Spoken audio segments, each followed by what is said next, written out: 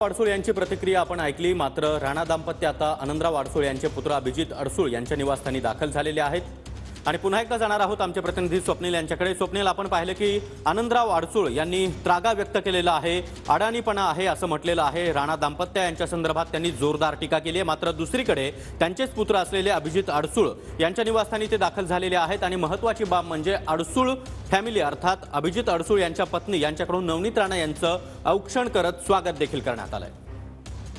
नक्कीच बरोबर आहे। आपण पाहिलं की आनंदराव अडसूळांनी भूमिका स्पष्ट केलेली आहे, परंतु आता अभिजित अडसूळांची काय भूमिका येते हे देखील पाहणं महत्त्वाचं आहे। कारण एकाच कुटुंबातले जे आहे ते दोन मतमतांतर आपल्याला या ठिकाणी दिसतात। एकीकडे आनंदराव अडसूळांनी जे ते टीका नवनीत राणावर केली, दुसरीकडे टीकेनंतर काही तासातच राणा दाम्पत्य जे आहेत ते अभिजित अडसूळ यांच्या घरी भेटीसाठी जे आहे ते दाखल झालेलं आहे। त्यामुळे अभिजित अडसूळांची या संपूर्ण प्रकरणात काय भूमिका आहे त्यांनी सांगितले की प्रचार करणार नाही, परंतु अभिजित अडसूळ नवनीत राणांचा प्रचार करणार का हे देखील पाहणं महत्त्वाचं आहे। रवी राणांनी वारंवार सांगितलेलं आहे की अडसूळ जे आहे ते अभिजित अडसूळ किंवा आनंदराव अडसूळ हे आमचा प्रचार करतील अशी जी आहे ती आशा व्यक्त केलेली होती रवी राणांनी। आणि त्याच पार्श्वभूमीवर आपण पाहतो दुसरीकडे ज्यांची भेट होते त्यामुळे भेटीच्या माध्यमातून जे आहे ते मनोमिलन होणार का आणि त्यानंतर अभिजित अडसूळ जे आहे ते प्रचारात उतरणार का हे देखील पाहावं लागणार आहे।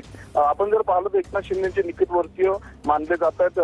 शिवसेना जी आहे ते सध्या सत्तेमध्ये आहेत, महायुतीमध्ये, त्यामुळे कुठंतरी मतभेद दिसू नये यासाठी जे आहे ते वरिष्ठांनी देखील यामध्ये हस्तक्षेप केल्याचं बोललं जात आहे। सागर, नक्कीच स्वप्नील, तुम्हीच राहाच तर ही दृश्य आपण पाहतो आहोत। नवनीत राणा त्याचबरोबर रवी राणा हे अभिजित अडसूळ यांच्या निवासस्थानी दाखल झालेले आहेत। त्यांच्यामध्ये सध्या संवाद सुरू आहे।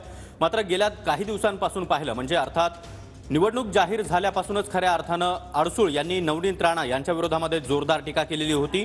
कुठल्याही प्रकारे आम्ही नवनीत राणा यांचा प्रचार करणार नाही असं अभिजित अडसूळ त्याचबरोबर आनंदराव अडसूळ यांनी जाहीर केलेलं होतं।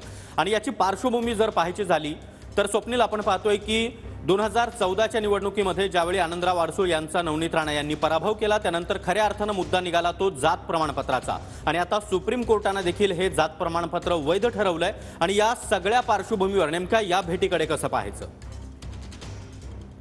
राजकारणात कायम कोणी शत्रू नाही किंवा कायम कोणी मित्र नाही असं वारंवार बोलत होतं। त्यामुळं आपण जर पाहिलं जरी टीका टिप्पणी झाली असली तरी मात्र आता कुठेतरी मनोमिलन होणार असल्याचं चित्र आपल्याला पाहायला मिळते। कारण या ठिकाणी जर पाहिलं तर अडसूळांनी जे आहे ते दर्यापूर मधून या ठिकाणी निवडणूक लढवलेली आहे। दर्यापूर मतदारसंघ जो आहे तो राखीव आहे। कुठेतरी जर या ठिकाणी नवनीत राणांचं काम अडसूळांनी केलं तर आगामी काळामध्ये दर्यापूरमध्ये जर उमेदवारी अभिजित अडसूळांना मिळेल तर त्या ठिकाणी आम्ही महायुतीचं पालन करू असं देखील त्या ठिकाणी शब्द दिला जाऊ शकतो। याच मुद्द्यावर कुठेतरी ही भेट होऊ शकते। कारण महाविकास आघाडीमध्ये आहेत, महायुतीमध्ये, त्यामुळे कुठेतरी मतभेद दिसले नाही पाहिजे। त्यामुळे सोबत राहिलं पाहिजे। जर मतभेद दिसले, शिवसेनेचे लोक जर प्रचारामध्ये दिसले तर मतदारांपर्यंत एक वेगळा संदेश जाऊ शकतो। तो संदेश टाळण्यासाठी आणि नक्कीच स्वप्नील, त्यामुळे या भेटीगाठीतून आणि या बैठकीतून नेमकं काय समोर येतं, मनोमिलन अखेर होणार का हे पाहणं महत्त्वाचं असणार आहे। वेळोवेळी ताज्या अपडेट